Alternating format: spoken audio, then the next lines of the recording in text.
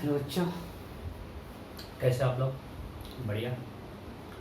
Okay, तो हम last class में क्या पढ़े थे? Force.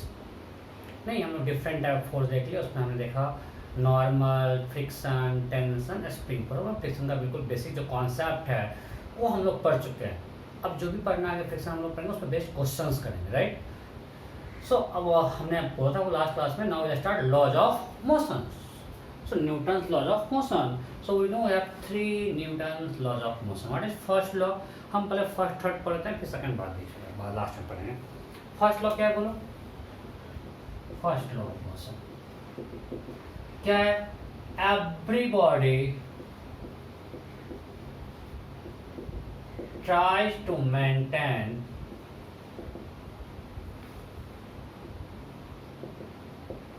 or maintains, depend. I will try to maintain or maintain its state of rest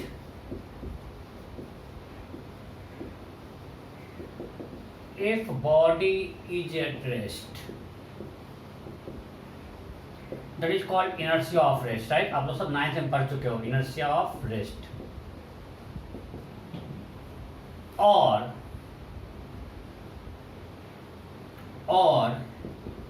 its state of motion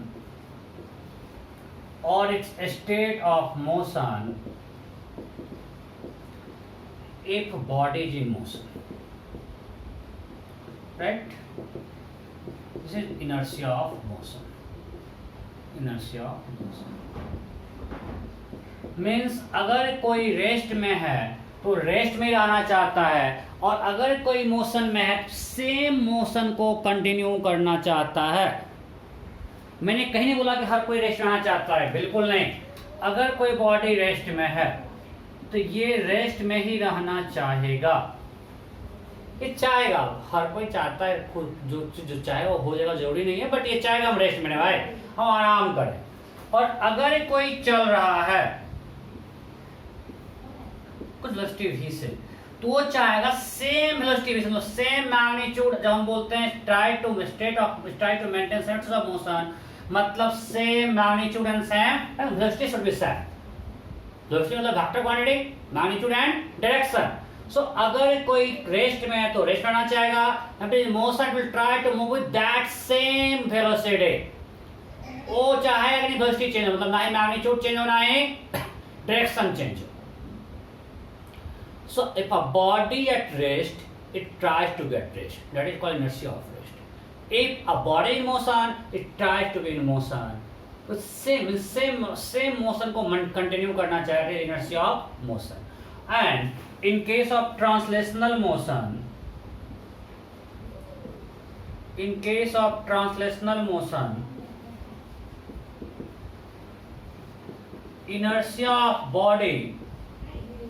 inertia of a body is related to its mass. जब हम बात करते हैं ट्रांसलेशनल मोशन में, उस केस में inertia किससे related है? Mass. Rotational minus the moment of inertia, but translational motion related to mass. अगर हम सिंपल लैंग्वेज में इसे बोलते हैं कि हर कोई आलसी होता है यार. अगर रेस्ट में है तो रेस्ट में रहना चाहेगा, मोशन ठीक है यार ऐसे चलते रहो, कौन जब तक कोई बाहर से उंगली नहीं करे. नहीं, ये चाहता है कि इसको मेंटेन करे जब तक कोई बाहर से डिस्टर्ब नहीं हो. तो always try to maintain inertia of motion unless some external force is applied.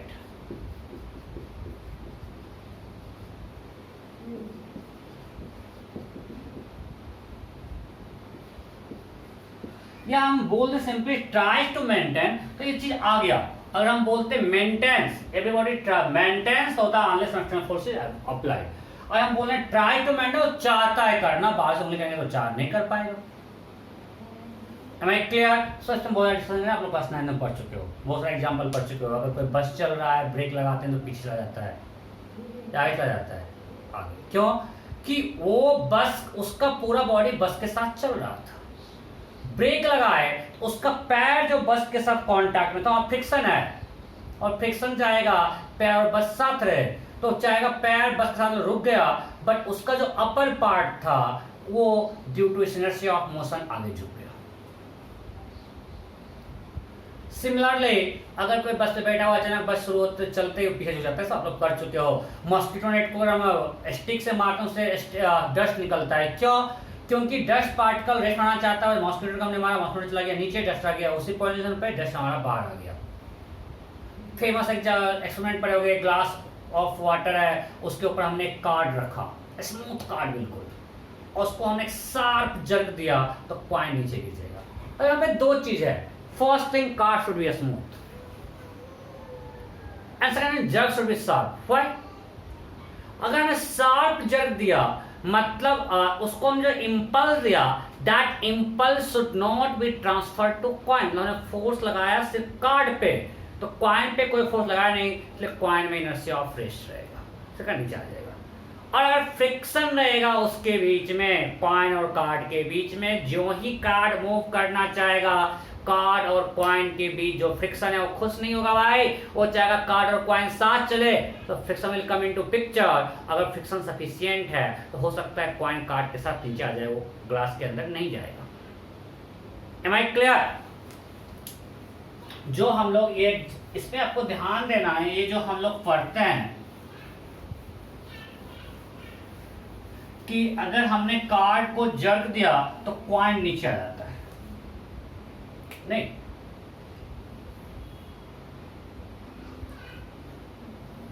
ये मान ले ग्लास है, इसके ऊपर एक कार्ड है, इसमें एक कॉइन रखा हुआ है। अब जो ही हमने इसको जर्क दिया कार्ड को, तो कार्ड नीचे का जो है स्लिप करना चाहेगा और कॉइन उस पे रखा हुआ है। अब कार्ड और कॉइन के बीच में जो फ्रिक्शन है वो चाहेगा दोनों को साथ चलाए, इसका वेलोसिटी जब भी होगा फिर चाहेगा ये भी साथ चले, और अगर फ्रिक्शन सफिशिएंट है टू अवॉइड स्लिपिंग, इसका वेलोसिटी की जगह दोनों साथ चला जाएगा, तो कॉइन नीचे नहीं जाएगा ग्लास में। इसे बोलता है स्मूथ कार्ड आना चाहिए जब भी एक्सपेरिमेंट करेंगे तो, सो दैट कॉइन पे कोई फोर्स नहीं लगे। क्लियर? सो इस पे बात नहीं करते हैं, आप लोग पढ़ चुके हो क्लास 9 में बहुत कुछ, सो टाइम वेस्ट नहीं करना। तो फर्स्ट लॉ ऑफ मोशन आप देखिए, फिर third law of motion, third law, what is Newton's third law of motion? क्या करते हैं? Every action has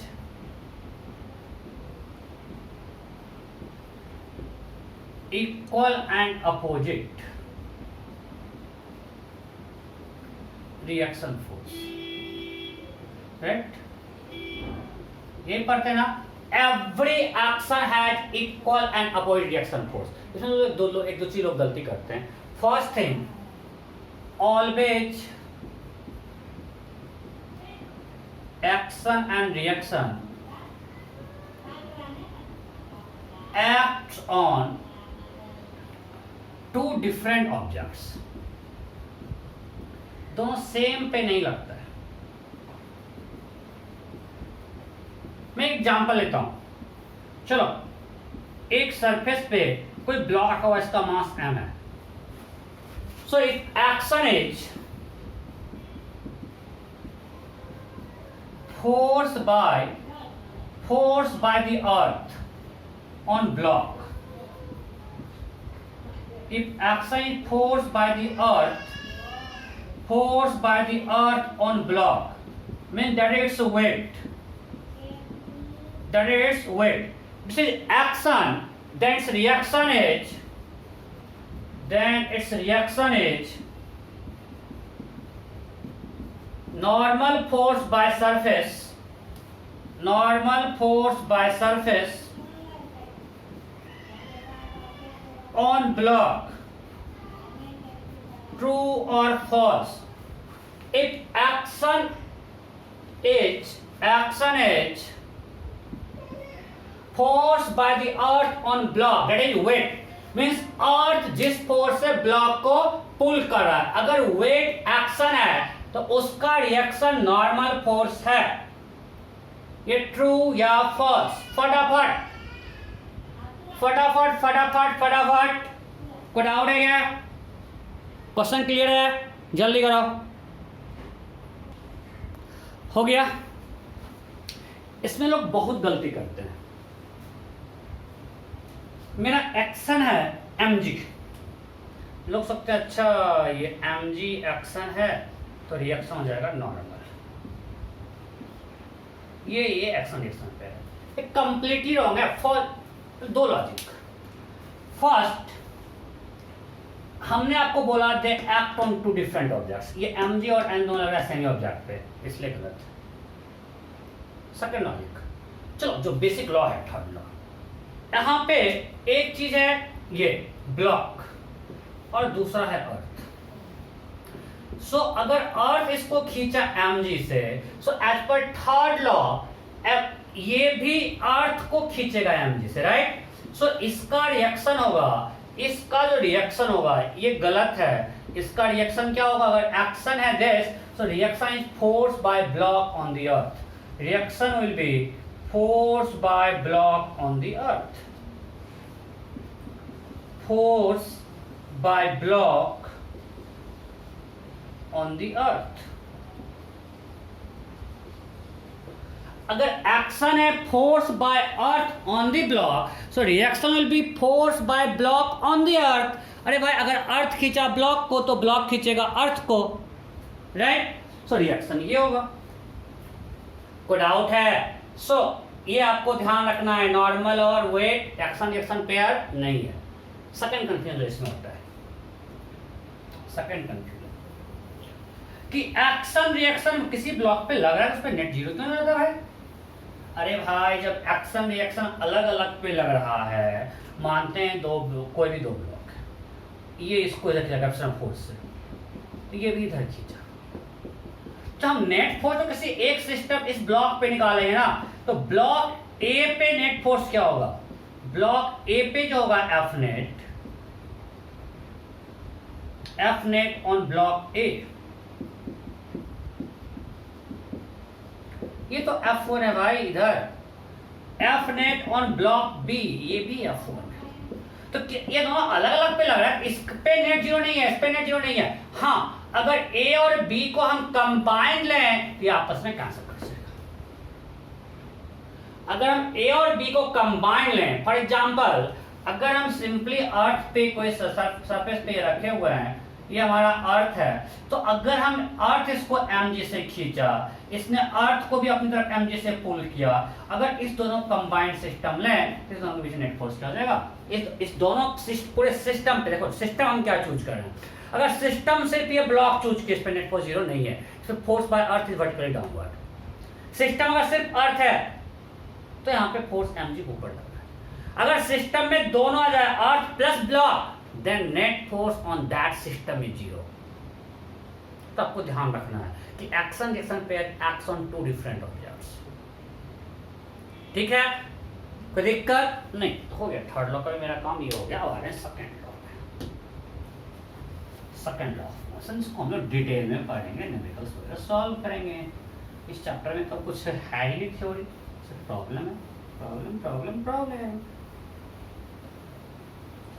So next is second law of motion, Newton second law of motion. Second law क्या बोला, net external force applied on system. चलो मैं आपको body के लिए बात करता हूँ, सिस्टम वालों ड्रॉप मास सेक्टर में। Net external force applied on a body, net external force applied on a body is proportional to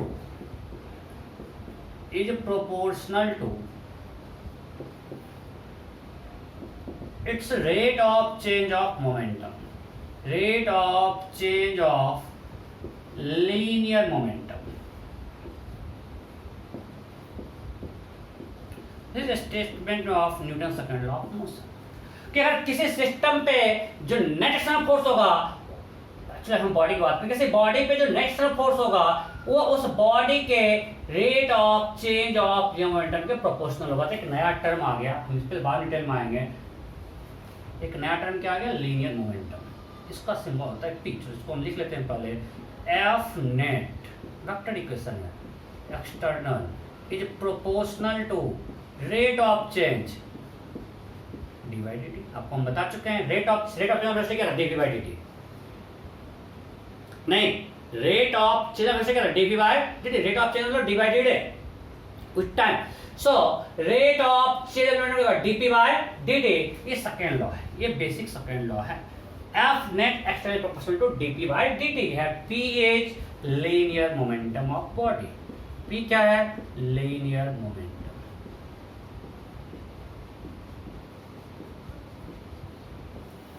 सो पहले समझते हैं मोमेंटम है क्या भाई, what is linear momentum.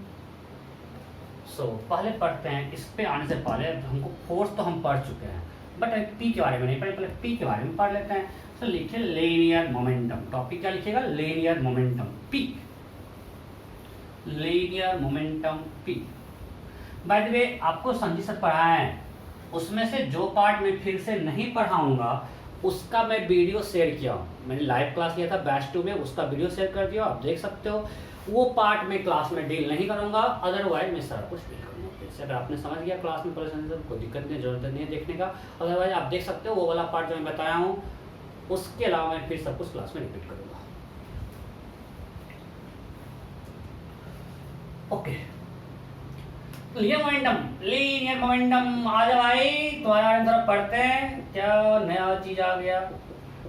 Linear momentum symbol है पी, देखो P इज डिफाइंड है, क्या डिफाइन का सर कहां से लागे, इसको मैंने टर्म को डिफाइन कर दिया भाई, कहीं पे आ गया कुछ m इनटू v, उसको नया नाम दे दिया linear momentum.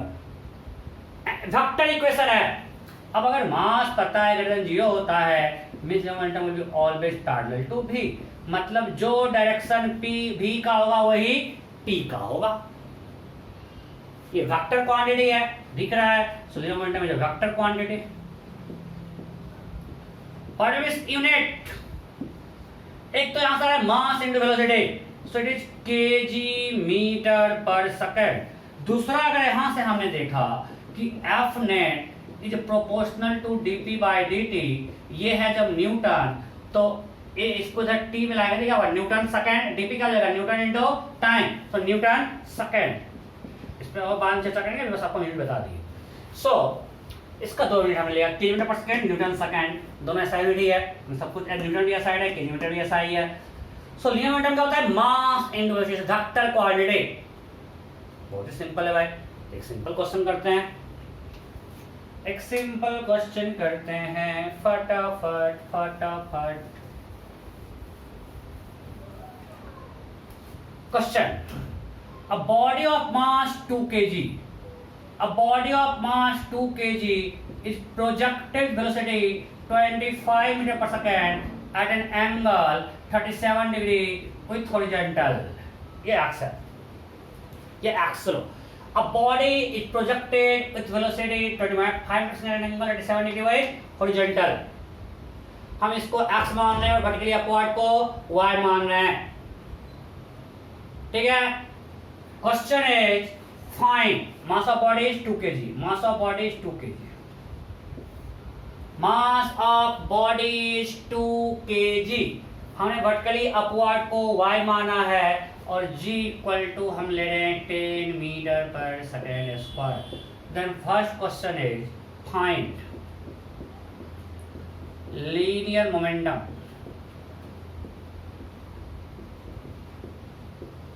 of body when it is at maximum height,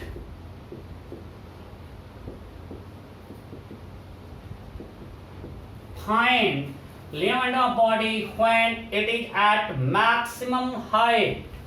option A,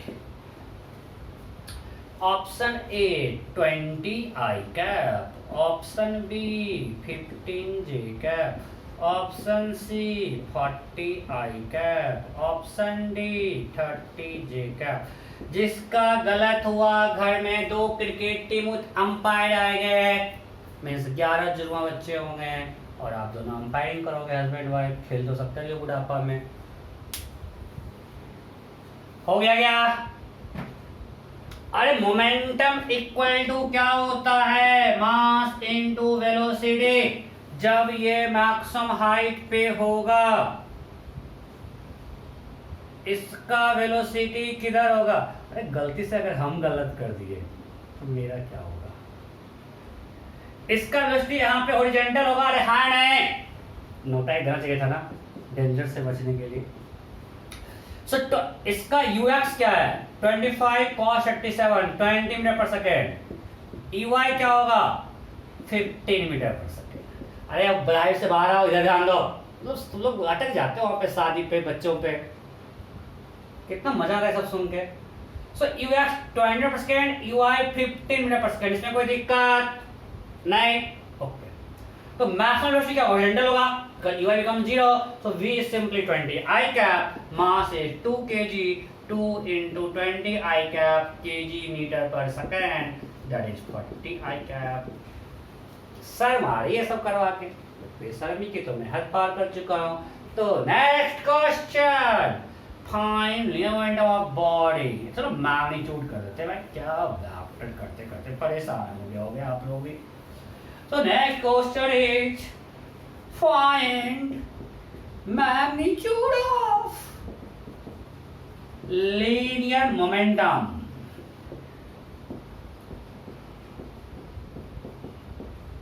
of a body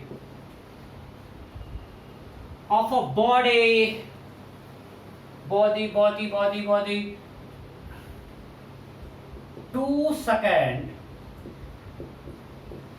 after projection के 2 सेकेंड बाद।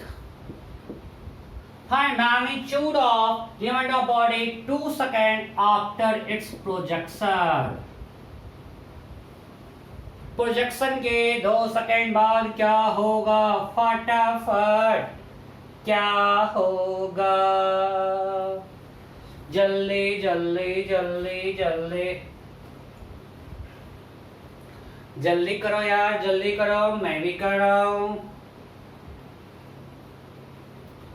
Okay, under root 425 kg metre per second, under root 225 10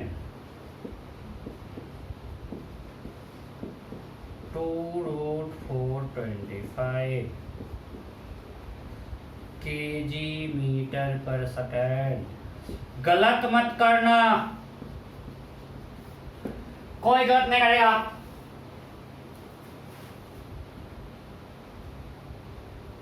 हो गया? Okay, simple. आपको velocity निकालना चाहिए, नहीं तो आपको v चाहिए after 2 second. So v equal to u plus, random factor use करते हैं। v equal to u plus 80। u क्या है? 20 i cap plus 15 j cap. ये तो u है। u is 20 i cap plus 15 j cap। So it is 20 i cap plus 15 j cap plus a क्या होगा? Minus 10 j cap और t क्या होगा? 2। 20 i cap plus 15 j cap minus 20 j cap, that will be 20 i cap minus 5 j cap। पता है हमको Rajneesh sir दिन बोल रहे थे, काश मेरे भी टीचर हमको ये सब आशीर्वाद दिए होते 11 जुमा बच्चों में, कितना मजा आता। सीरियसली सही बोल रहा हूँ। सो क्या हो गया? v equal to u plus array. u है 20 i cap plus 15 j cap minus 10 j cap into t, t i 2। दांत बंद कराओ, इधर ध्यान दो। सो आगे 20 i cap minus 5 j cap, v निकल गया। सो मोमेंटम क्या होगा? m into v। Momentum is m into v। So let's find p। p equal to m into v। So m is 2 into 20 I cap minus 15 j cap, that is 40 I cap minus 30 j cap। Yeah, ये रखो। So what is magnitude of p? It will be 2 under root magnitude of this factor 20 square plus 15 sorry 5 na 5 square। So that is 2 under root 425 400 plus 25। Am I clear? कोई doubt है क्या? नहीं, किसी को नहीं? Okay, next question बस projectile reason लगाना है आपको। अगर प्रोजेक्टाइल आता है तो क्वेश्चन में कुछ भी दम नहीं है, बस v निकालना है, वहां से मल्टीप्लाई कर देना है, कुछ भी नया नहीं है। प्रोजेक्टाइल, वेक्टर, मैकेनिक्स सब बेसिक है, अगर वो आता है तो आगे कोई दिक्कत नहीं। चलो नेक्स्ट क्वेश्चन, मान लिए कि कोई बॉडी इधर जा रहा था वेलोसिटी v से, उसका मास m है, it collides with wall and comes back with same speed. After collision it comes back with same speed, then find magnitude of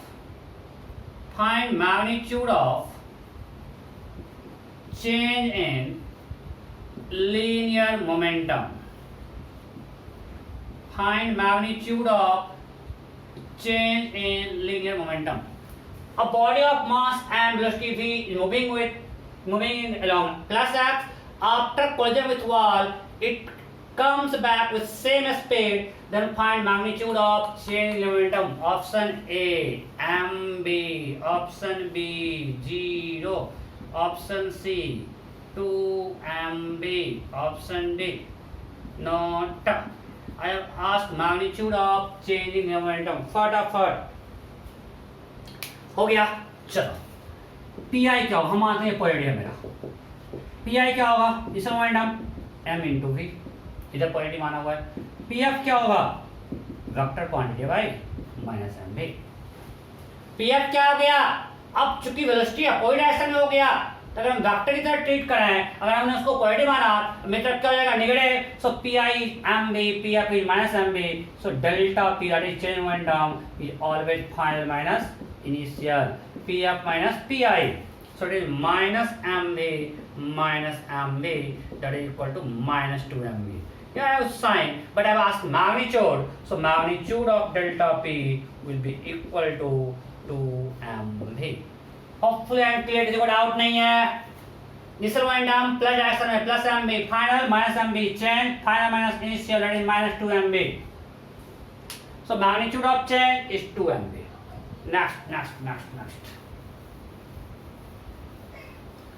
Next.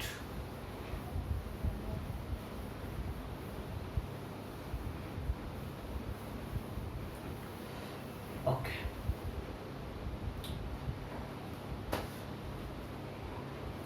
Next question, एक कोई ऑब्जेक्ट था, let's assume it was moving along this direction, velocity 20 metre per second, ठीक है, और ये angle था कुछ, let's assume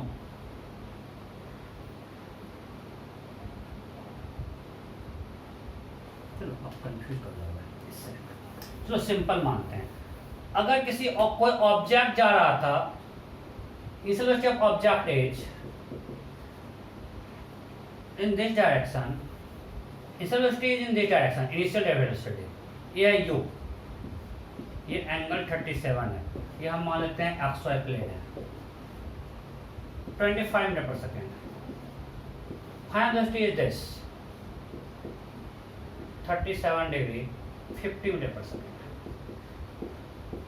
सम ठीक है, इनिशियल क्या है 25 मीटर पर सेकेंड, ये u है, फाइनल ये है, mass of object is 2 kg। When object of mass 2 kg, it represents initial velocity vector, it represents the final velocity vector. Then question is simply find change in its linear momentum. Find change in its linear momentum. Linear momentum. फटाफट, ये आपको हमने XY दे दिया, XY plane में है। A body of mass 2 kg is moving along u and find moves along v, then find change in its linear momentum. फटाफट जल्दी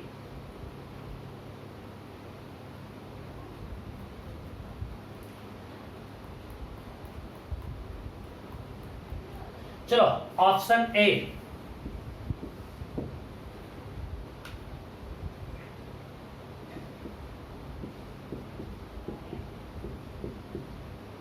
option B,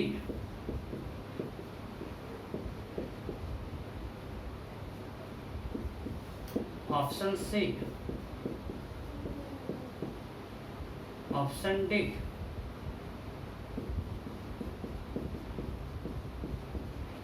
ई NOTA. फटाफट हो गया। क्या सब टाइम पास है। अरे you factor in terms of I, simple factor question है। 25 और 27। अब जिसको कंपोनेंट निकालना था कभी समझ में आएगा क्या, बोले कि हमको सही समझ में नहीं आ रहा है। अरे भाई तुमको चैप्टर इस सेट में दिक्कत, तुमको दिक्कत कहाँ पे है, वेक्टर। तो अपने वीकनेस को जानो नहीं। सो यू क्या हो गया, 20 I cap plus 15 J cap. For a V vector, इसका ये y कंपोनेंट है और ये x कंपोनेंट है। तो x कंपोनेंट होगा 50 cos 37, दैट इज 40, और y कंपोनेंट नेगेटिव होगा -30 J cap. So delta p equal to final momentum minus initial momentum, pf minus pi। pf means mv and pi is mu। कोई दिक्कत, ये vector है, vector के साथ देना है, बोर नहीं होना है। डांस करेंगे आप, अरे जाओ इधर, सीधे बैठो, सब लोग सो रहे हो, ठीक है बैठ। सो m into v minus u। और सिलेबस कट हो गया, अपने इसको एग्जाम के रखो, हमको मत बताना सिलेबस घट गया, मत पढ़ाइए। मैं पहले देखा हूँ कि सीबीएसई सिलेबस घटाता है बट नीट और मेंस नहीं घटाता है, इसलिए अभी कुछ नहीं कर सकता कि जेईई मेंस का सिलेबस नहीं आ जाता है। और ऐसे भी ये बोला है कि इस साल दिया था, अगले साल आपका जेईई मेंस होने वाला है, शायद आपका घटाएगा। इससे ज़्यादा खुश नहीं होना है, आपको पूरा पढ़ना है।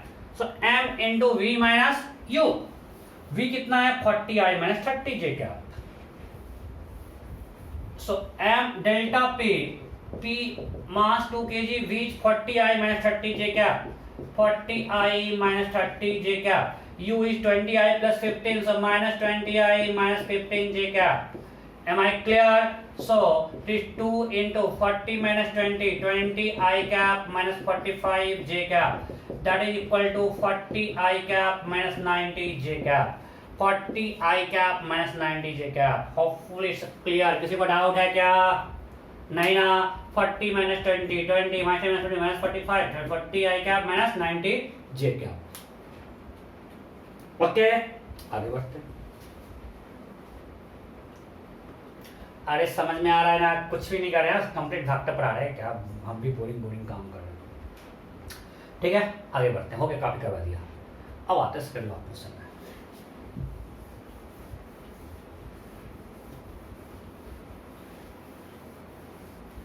हम क्यों करवा रहे हैं, देखो मेरा कुछ भी कुछ होता है ना, ऐसे नहीं होता है, आगे बताएंगे। इम्पल्स में इसका यूज करें, इसलिए मैं सब करवा रहा था। Okay,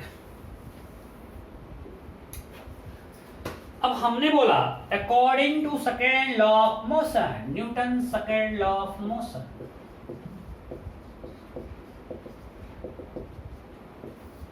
F net external is proportional to rate of change of gear momentum.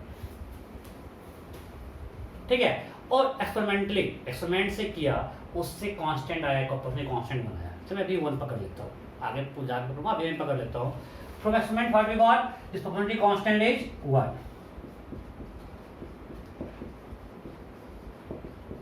Proportionality constant 1 experiment से।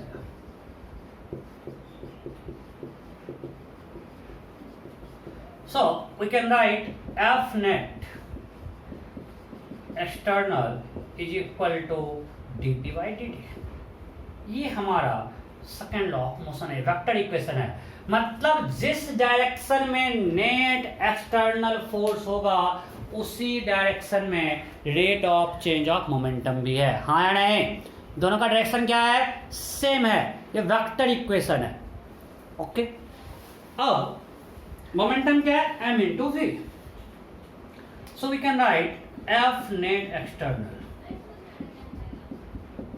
is equal to d by dt of m into v। अब इसको लगाते हैं प्रोडक्ट रूल। प्रोडक्ट रूल में पहले m को constant माने तो m dv by dt, फिर v को कांस्टेंट माने v dm by dt। ये तो करते हैं। सो मैंने क्या आया, F net external is equal to M D V by D T plus V D M by D T. Now I am going to take assumption if m is constant. अगर body का मास constant है, in that case we can write F net external. ये term क्या हो जाएगा, zero. This term becomes zero if mass is constant. It will be zero if m is constant. हमेशा zero ने, आप ध्यान देना है, जीरो तभी होगा जब मास मेरा क्या है, कांस्टेंट. सो अगर मास कांस्टेंट है, ये term zero, so what we got, this is equal to m dv by dt. Now we know this is acceleration, so F net external is equal to m. So हम लोग पढ़ते हैं F equal to m against vector equation. So हमेशा acceleration का direction होगा parallel to net external force. First thing, अब बताओ F equal to M A हमेशा वैलिड है क्या? नहीं. ये कब वैलिड है? Is valid only when mass of system में body is constant. Only when mass is constant. अगर मास वेरिएबल होगा, मेरा बेसिक इक्वेशन ये है, सेकेंड लॉ ऑफ मोशन जो है, जो बेसिक न्यूटन साहब ने बोला था, वो ये बोला है. मेरा बेसिक इक्वेशन ये है, ये हमने यहां से डिराइव किया एक स्पेशल केस लेकर, जब सिस्टम का मास कांस्टेंट है.